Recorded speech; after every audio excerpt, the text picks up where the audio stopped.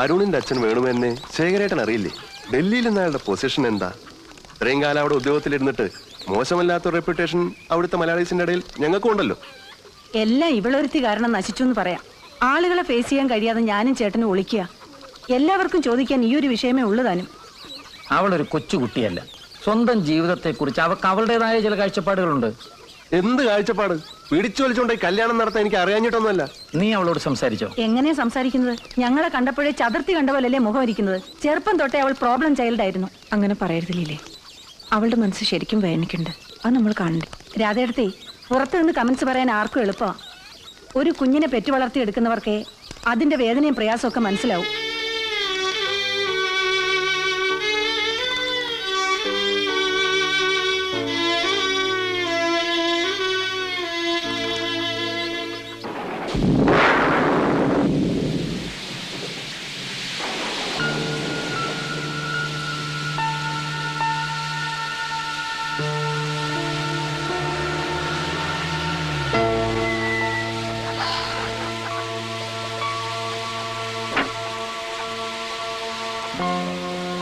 Hello, എന്താ പക്ഷെ മഴ പെയ്യുന്നൊന്നും അറിയുന്നില്ലേ? എന്താണ് ചെയ്യേണ്ടതെന്ന് എനിക്കറിയില്ല. ഇനി ഓടിപ്പോകാൻ എനിക്കൊരിടമില്ല. എന്റെ ചെങ്ങാതി താനിങ്ങനെ ഡെസ്പാണ്ട കാര്യമൊന്നുമില്ല. തന്റെ മനസാക്ഷിക്ക് ഇഷ്ടമില്ലാത്ത ഒന്നും താൻ ചെയ്യാൻ പോണില്ല.